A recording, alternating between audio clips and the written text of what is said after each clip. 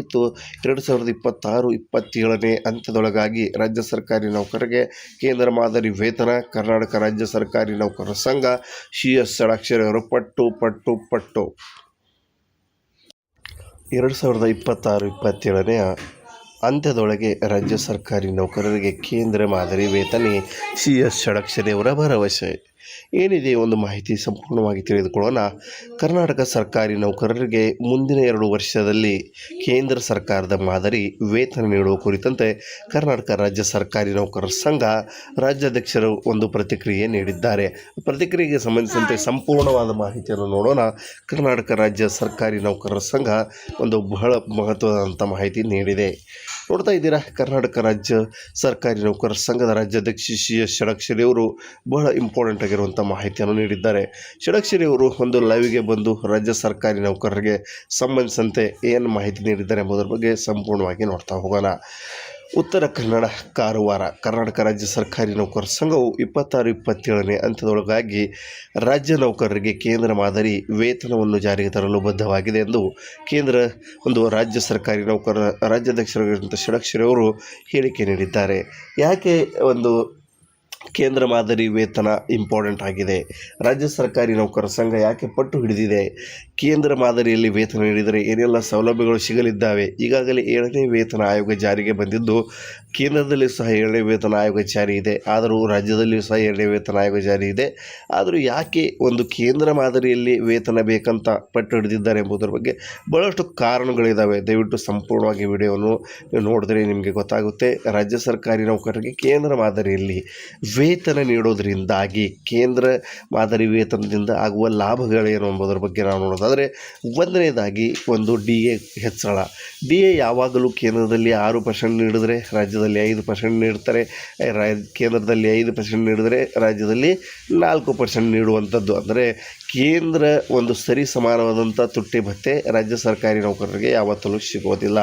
ಹಾಗಾಗಿ ರಾಜ್ಯ ಸರ್ಕಾರಿ ನೌಕರರ ಸಂಘ ಈಗ ಕೇಂದ್ರ ಮಾದರಿಯಲ್ಲೇ ಇಲ್ಲಿ ಮಹತ್ವದಂಥ ಮಾಹಿತಿ ಇಲ್ಲಿ ಸರ್ಕಾರಿ ನೌಕರರಿಗೆ ಬೇಕು. ಮತ್ತು ಆರೋಗ್ಯಕ್ಕೆ ಸಂಬಂಧಿಸಿದಂತೆ ಸೌಲಭ್ಯಗಳಾಗಿರಬಹುದು, ಜೊತೆಗೆ ಸಂಬಳದಲ್ಲಿ ಏರಿಳಿತಗಳಾಗಿರಬಹುದು. ಕೇಂದ್ರದಲ್ಲಿರುವಂಥ ಸಂಬಳ ಹೈಕ್ ಇರುವಂಥದ್ದು. ಕೇಂದ್ರದಲ್ಲಿ 1 ಲಕ್ಷ ಇದ್ದರೆ ರಾಜ್ಯದಲ್ಲಿ 75,000 ಇರುತ್ತದೆ. ಅಂದರೆ 25,000 ರೂಪಾಯಿಗಳಿಗೆ ಡಿಫ್ರೆನ್ಸ್ ಕಂಡುಬರುವುದು ಸರ್ವೇ ಸಾಮಾನ್ಯ. ಹಾಗಾಗಿ ಕೇಂದ್ರ ಮಾದರಿಯಲ್ಲಿ ವೇತನ ನೀಡಿದ್ರೆ ಕೇಂದ್ರದಲ್ಲಿರುವಂಥ ತುಟ್ಟಿ ಭತ್ಯೆ ಆಗಿರಬಹುದು, ಬೇಸಿಕ್ ಆಗಿರಬಹುದು, ಮತ್ತು HRA ಆಗಿರ್ಬೋದು, ಮಗದೊಂದು ಆರೋಗ್ಯ ಸಮಸ್ಯೆಗಳಿಗೆ ಆಗಿರ್ಬೋದು, ಎಲ್ಲನೂ ಸಹ ಇಲ್ಲಿ ಬಹಳಷ್ಟು ಒಳ್ಳೆಯದ ಕೇಂದ್ರ ರೀತಿಯಾದಂಥ ಹೈಕ್ ಆಗಿರುವಂಥ ಸಂಬಳ ಸಿಗುತ್ತದೆ. ಹಾಗಾಗಿ ಕೇಂದ್ರ ಮಾದರಿ ವೇತನ ನೀಡಲು ರಾಜ್ಯ ಸರ್ಕಾರಕ್ಕೆ ನಾನು ಪಟ್ಟು ಹಿಡಿದಿದ್ದೇನೆ ಎಂಬುದರ ಬಗ್ಗೆ ಇಲ್ಲಿ ರಾಜ್ಯ ಸರ್ಕಾರಿ ನೌಕರರ ಸಂಘ ಪ್ರತಿಕ್ರಿಯೆ ನೀಡಿದೆ. ರಾಜ್ಯದ ನೌಕರರು ನೆಮ್ಮದಿಯಿಂದ ಇರುವಂತೆ ಮಾಡುವುದು ಸಂಘದ ಕರ್ತವ್ಯವಾಗಿದೆ. ನೋಡ್ತಾ ಇದ್ದೀರಾ, CS ಷಡಾಕ್ಷರಿಯವರು ಹೇಳುತ್ತಾ ಇರುವಂಥ ಇಲ್ಲಿ ಮಹತ್ವದಂಥ ಹೇಳಿಕೆ ಇದೆ. ಏನಂದರೆ, ನೌಕರರು ನೆಮ್ಮದಿಯಿಂದ ಇರುವಂತೆ ಮಾಡುವುದು ಸಂಘದ ಕರ್ತವ್ಯವಾಗಿದೆ ಷಡಾಕ್ಷರಿಯವರು ಮಾತು. ಹಾಗಾಗಿ ಈ ಕಾರಣದಿಂದಾಗಿ ನೌಕರರಿಗೆ ನೀಡುವ ಹಬ್ಬದ ಮುಂಗಡವನ್ನು ಪ್ರಸ್ತುತ ಇರುವ 25,000ವನ್ನು 50,000ಕ್ಕೆ ಹೆಚ್ಚಳ ಮಾಡಲು ಪ್ರಯತ್ನ ಪಡಲಾಗುತ್ತಾ ಇದೆ. ನೋಡ್ತಾ ಇದ್ದೀರಲ್ಲ, ಬಹಳಷ್ಟು ಇಂಪಾರ್ಟೆಂಟ್ ಆಗಿರುವಂಥ ಮಾಹಿತಿ ಇದೆ. ಹಬ್ಬದ ಮುಂಗಡವಾಗಿ ರಾಜ್ಯ ಸರ್ಕಾರಿ ನೌಕರರಿಗೆ ಎಷ್ಟು ನೀಡ್ತಾ ಇದ್ರು ಅಂದರೆ 25,000 ರೂಪಾಯಿವರೆಗೆ. ಇಲ್ಲಿ ನೋಡ್ತಾ ಇದ್ದೀರಾ, ವರೆಗೆ ಆ 25,000 ರೂಪಾಯಿ ಹೊರಗೆ ಇರುವುದರಿಂದಾಗಿ ಬಹಳಷ್ಟು ಸರ್ಕಾರಿ ನೌಕರಿಗೆ ತೊಂದರೆ ಆಗ್ತಾಯಿತ್ತು. ಹಾಗಾಗಿ ಅದನ್ನು 25ರಿಂದ ಮತ್ತೆ ಅದನ್ನು 50,000ಕ್ಕೆ ಹೆಚ್ಚಳ ಮಾಡಲು ಪ್ರಯತ್ನಿಸಲಾಗುತ್ತಿದೆ ಎಂದು ಹೇಳ್ತಾ ಇದ್ದಾರೆ. ಜೊತೆಗೆ NPS ನ್ಯಾಷನಲ್ ಪೆನ್ಷನ್ ಸ್ಕೀಮನ್ನು ತೆಗೆದುಹಾಕಿ OPS ಹಳೆಯ ಪಿಂಚಣಿ ಯೋಜನೆ ಜಾರಿಗೆ ತರಲು ಬಗ್ಗೆ ಸಂಘವು ಸತತ ಪ್ರಯತ್ನ ನಡೆಸಿದೆ ಎಂಬುದರ ಬಗ್ಗೆ ಹೇಳ್ತಾ ಇದ್ದಾರೆ. ಅಂದರೆ ನಾವು ಒಟ್ಟಾರೆಯಾಗಿ ಹೇಳೋದಾದರೆ, ಕೇಂದ್ರ ಮಾದರಿ ವೇತನವನ್ನು ತೆಗೆದುಹಾಕಿ ಯಾವ ರೀತಿಯಾದಂಥ ಕೇಂದ್ರದಲ್ಲಿದೆ ಅದನ್ನು ಜಾರಿಗೊಳಿಸೋದು, ಜೊತೆಗೆ ಹಬ್ಬದ ಮುಂಗಡ ಹೆಚ್ಚಳ ಮಾಡೋದು, ಜೊತೆಗೆ ನ್ಯಾಷನಲ್ ಪೆನ್ಷನ್ ಸ್ಕೀಮನ್ನು ತೆಗೆದುಹಾಕಿ ಓಲ್ಡ್ ಪೆನ್ಷನ್ ಸ್ಕೀಮನ್ನು ಮರುಜಾರಿ ರಿಸ್ಟೋರ್ ಮಾಡುವ ಮುಖಾಂತರವಾಗಿ ರಾಜ್ಯ ಸರ್ಕಾರಿ ನೌಕರರಿಗೆ ಕೇಂದ್ರ ಮಾದರಿಯ ಎಲ್ಲ ಇಲ್ಲಿ ಮಹತ್ವದಂಥ ಮಾಹಿತಿ ಆಗಿರ್ಬೋದು, ಮಹತ್ವದಂಥ ಫಲಕಾರಿ ಪ್ರಯತ್ನವನ್ನು ಮಾಡ್ತಾ ಇದ್ದಾರೆ. ನೋಡ್ತಾ ಇದ್ದೀರಾ, CS ಷಡಾಕ್ಷರಿಯವರ ಸಾಂದರ್ಭಿಕ ಚಿತ್ರವನ್ನು ರಾಜ್ಯ ಸರ್ಕಾರಿ ನೌಕರರಿಗೆ ಸಂಬಂಧಿಸಿದಂತೆ. ಅಲ್ಲದೆ ನೌಕರರಿಗೆ ಮಿಲಿಟರಿ ಕ್ಯಾಂಟೀನ್ ಮಾದರಿಯಲ್ಲಿ 20% ರಿಂದ 25% 40% ರಿಯಾಯಿತಿ ದರದಲ್ಲಿ ಗೃಹೋಪಯೋಗಿ ವಸ್ತುಗಳು ಸೇರಿದಂತೆ ವಿವಿಧ ವಸ್ತುಗಳ ಖರೀದಿ MSIL ಮುಖಾಂತರ ಕ್ಯಾಂಟೀನ್ ಯೋಜನೆ ರೂಪಿಸಲಾಗುತ್ತಿದೆ ಅಂತ ಹೇಳ್ತಾ ಇದ್ದಾರೆ. ಇದು ಯಾವ ರೀತಿ ಅಂದರೆ, ಇದು ನಿಮ್ಗೆ ಕನ್ಫ್ಯೂಸ್ ಆಗಿದರೆ, ಮಿಲಿಟರಿ ಕ್ಯಾಂಟೀನ್ ಅಂದರೆ ಆರ್ಮಿ ಪರ್ಸನ್ಸ್ಗಳಿಗೆ ಕ್ಯಾಂಟೀನ್ ಇರುತ್ತಲ್ಲ, ಅದೇ ರೀತಿಯಾಗಿ ಒಂದು ರಾಜ್ಯ ಸರ್ಕಾರಿ ನೌಕರರಿಗೂ ಸಹ ಒಂದು ಇಲ್ಲಿ ಆರ್ಮಿ ಕ್ಯಾಂಟೀನ್ ರೀತಿಯಾಗಿ ಪೊಲೀಸ್ ಕ್ಯಾಂಟೀನ್ ಯಾವಂದರೆ MSIL ಮುಖಾಂತರ ಕ್ಯಾಂಟೀನ್ ಯೋಜನೆ ಮುಖಾಂತರ ಒಂದು ರೂಪಿಸಿ ಜಾರಿಗೆ ತರುವುದು. ಇದನ್ನು ಮೊದಲ ಹಂತದಲ್ಲಿ ಬೆಂಗಳೂರಿನಲ್ಲಿ ಮತ್ತು ಇತರೆ ಜಿಲ್ಲೆಗಳಲ್ಲಿ ಜಾರಿಗೆ ತರಲಾಗುವುದು.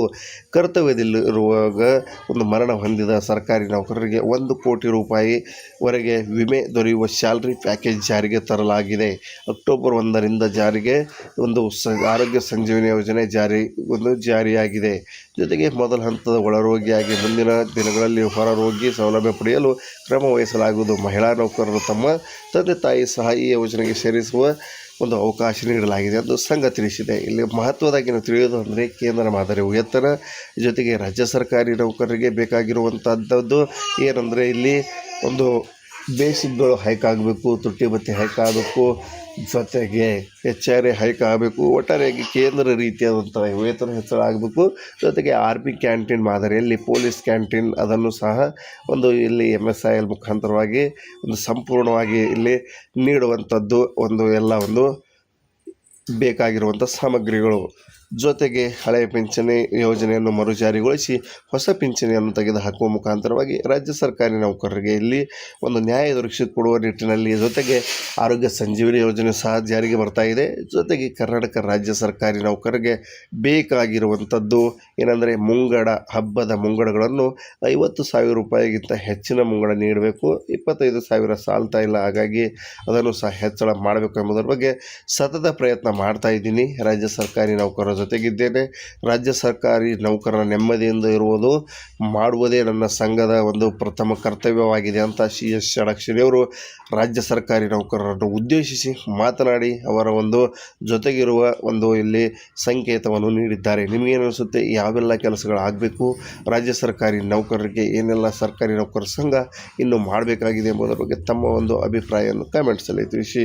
ಸಿಗೋಣ ಒಂದು ನೆಕ್ಸ್ಟ್ ವಿಡಿಯೋದಲ್ಲಿ ನೆಕ್ಸ್ಟ್ ಅಪ್ಡೇಟ್ಸ್ಗಳೊಂದಿಗೆ. ಇದೊಂದಾಗಿತ್ತು 2026-27ನೇ ಅಂತ್ಯದೊಳಗಾಗಿ ರಾಜ್ಯ ಸರ್ಕಾರಿ ನೌಕರರಿಗೆ ಕೇಂದ್ರ ಮಾದರಿ ವೇತನ. ಕರ್ನಾಟಕ ರಾಜ್ಯ ಸರ್ಕಾರಿ ನೌಕರರ ಸಂಘ CS ಷಡಕ್ಷರಿಯವರು ಪಟ್ಟು 2026-27ನೇ ಅಂತ್ಯದೊಳಗೆ ರಾಜ್ಯ ಸರ್ಕಾರಿ ನೌಕರರಿಗೆ ಕೇಂದ್ರ ಮಾದರಿ ವೇತನ.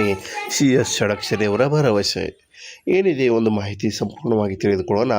ಕರ್ನಾಟಕ ಸರ್ಕಾರಿ ನೌಕರರಿಗೆ ಮುಂದಿನ 2 ವರ್ಷದಲ್ಲಿ ಕೇಂದ್ರ ಸರ್ಕಾರದ ಮಾದರಿ ವೇತನ ನೀಡುವ ಕುರಿತಂತೆ ಕರ್ನಾಟಕ ರಾಜ್ಯ ಸರ್ಕಾರಿ ನೌಕರರ ಸಂಘ ರಾಜ್ಯಾಧ್ಯಕ್ಷರು ಒಂದು ಪ್ರತಿಕ್ರಿಯೆ ನೀಡಿದ್ದಾರೆ. ಪ್ರತಿಕ್ರಿಯೆಗೆ ಸಂಬಂಧಿಸಿದಂತೆ ಸಂಪೂರ್ಣವಾದ ಮಾಹಿತಿಯನ್ನು ನೋಡೋಣ.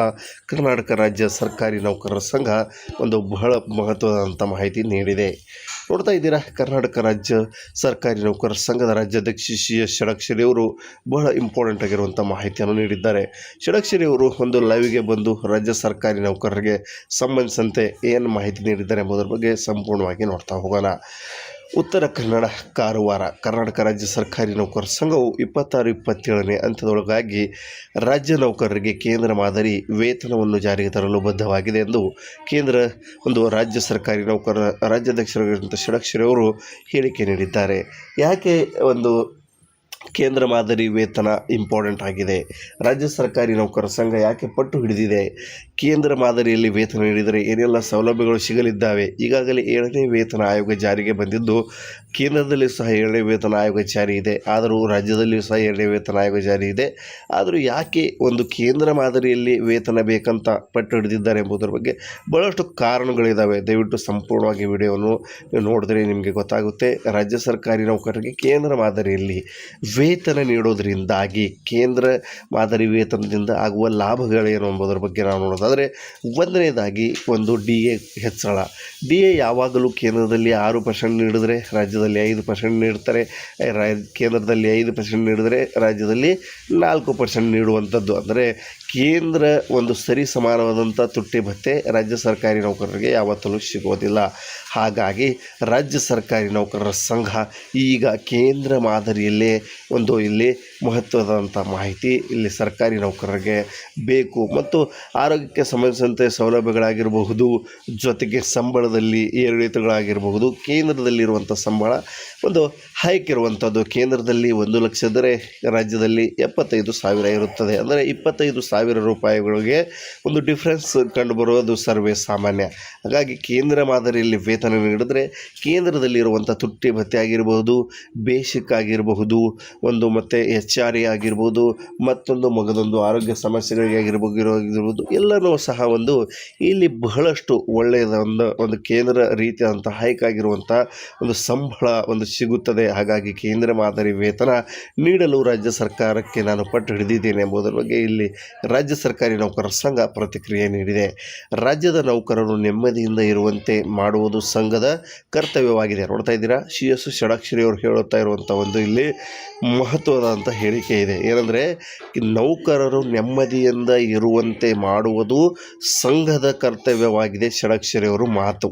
ಹಾಗಾಗಿ ಈ ಕಾರಣದಿಂದಾಗಿ ನೌಕರರಿಗೆ ನೀಡುವ ಹಬ್ಬದ ಮುಂಗಡವನ್ನು ಪ್ರಸ್ತುತ ಇರುವ 25,000ವನ್ನು 50,000ಕ್ಕೆ ಹೆಚ್ಚಳ ಮಾಡಲು ಪ್ರಯತ್ನ ಪಡಲಾಗುತ್ತಾ ಇದೆ. ನೋಡ್ತಾ ಇದ್ದೀರಲ್ಲ, ಬಹಳಷ್ಟು ಇಂಪಾರ್ಟೆಂಟ್ ಆಗಿರುವಂಥ ಮಾಹಿತಿ ಇದೆ. ಹಬ್ಬದ ಮುಂಗಡವಾಗಿ ರಾಜ್ಯ ಸರ್ಕಾರಿ ನೌಕರರಿಗೆ ಎಷ್ಟು ನೀಡ್ತಾ ಇದ್ರು ಅಂದರೆ 25,000 ರೂಪಾಯಿವರೆಗೆ.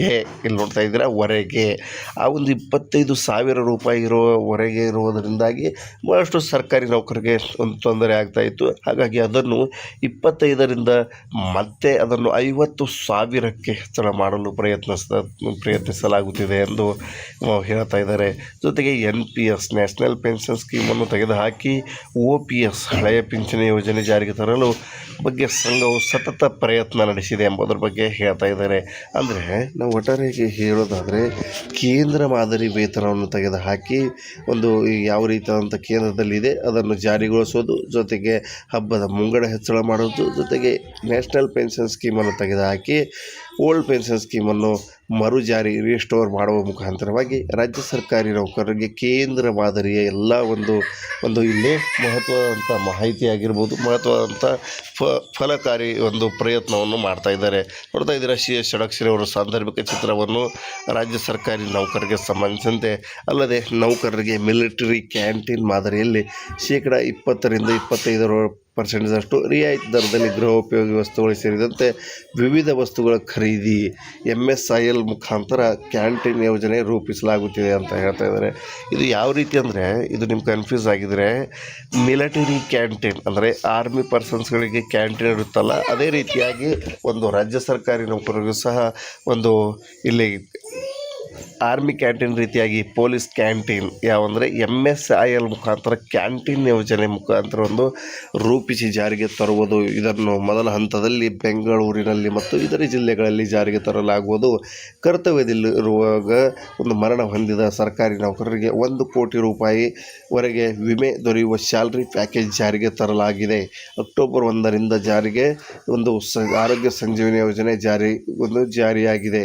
ಜೊತೆಗೆ ಮೊದಲ ಹಂತದ ಒಳರೋಗಿಯಾಗಿ ಮುಂದಿನ ದಿನಗಳಲ್ಲಿ ಹೊರರೋಗಿ ಸೌಲಭ್ಯ ಪಡೆಯಲು ಕ್ರಮ ವಹಿಸಲಾಗುವುದು. ಮಹಿಳಾ ನೌಕರರು ತಮ್ಮ ತಂದೆ ತಾಯಿ ಸಹ ಈ ಯೋಜನೆಗೆ ಸೇರಿಸುವ ಅವಕಾಶ ನೀಡಲಾಗಿದೆ ಎಂದು ಸಂಘ ತಿಳಿಸಿದೆ. ಇಲ್ಲಿ ಮಹತ್ವದಾಗಿ ನಾವು ತಿಳಿಯೋದು ಅಂದರೆ ಕೇಂದ್ರ ಮಾದರಿ ವೇತನ ಜೊತೆಗೆ ರಾಜ್ಯ ಸರ್ಕಾರಿ ನೌಕರರಿಗೆ ಬೇಕಾಗಿರುವಂಥದ್ದು ಏನಂದರೆ, ಇಲ್ಲಿ ಬೇಸಿಕ್ಗಳು ಹೈಕ್ ಆಗಬೇಕು, ತುಟ್ಟಿ ಭತ್ಯೆ ಹೈಕ್ ಆಗಬೇಕು, ಜೊತೆಗೆ HR ಹೈಕ್ ಆಗಬೇಕು. ಒಟ್ಟಾರೆಯಾಗಿ ಕೇಂದ್ರ ರೀತಿಯಾದಂಥ ವೇತನ ಹೆಚ್ಚಳ ಆಗಬೇಕು.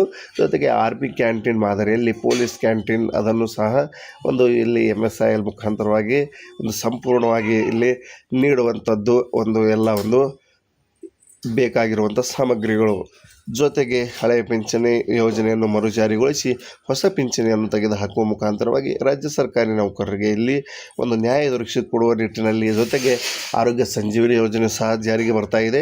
ಜೊತೆಗೆ ಕರ್ನಾಟಕ ರಾಜ್ಯ ಸರ್ಕಾರಿ ನೌಕರರಿಗೆ ಬೇಕಾಗಿರುವಂಥದ್ದು ಏನಂದರೆ, ಹಬ್ಬದ ಮುಂಗಡಗಳನ್ನು 50,000 ರೂಪಾಯಿಗಿಂತ ಹೆಚ್ಚಿನ ಮುಂಗಡ ನೀಡಬೇಕು. 25,000 ಸಾಲ್ತಾ ಇಲ್ಲ, ಹಾಗಾಗಿ ಅದನ್ನು ಸಹ ಹೆಚ್ಚಳ ಮಾಡಬೇಕು ಎಂಬುದರ ಬಗ್ಗೆ ಸತತ ಪ್ರಯತ್ನ ಮಾಡ್ತಾ ಇದ್ದೀನಿ ರಾಜ್ಯ ಸರ್ಕಾರಿ ನೌಕರರ ಜೊತೆಗಿದ್ದೇನೆ. ರಾಜ್ಯ ಸರ್ಕಾರಿ ನೌಕರರ ನೆಮ್ಮದಿಯಿಂದ ಇರುವುದು ಮಾಡುವುದೇ ನನ್ನ ಸಂಘದ ಒಂದು ಪ್ರಥಮ ಕರ್ತವ್ಯವಾಗಿದೆ ಅಂತ CS ಷಡಕ್ಷರಿಯವರು ರಾಜ್ಯ ಸರ್ಕಾರಿ ನೌಕರರನ್ನು ಉದ್ದೇಶಿಸಿ ಮಾತನಾಡಿ ಅವರ ಒಂದು ಜೊತೆಗಿರುವ ಒಂದು ಇಲ್ಲಿ ಸಂಕೇತವನ್ನು ನೀಡಿದ್ದಾರೆ. ನಿಮಗೇನು ಅನಿಸುತ್ತೆ? ಯಾವೆಲ್ಲ ಕೆಲಸಗಳು ಆಗಬೇಕು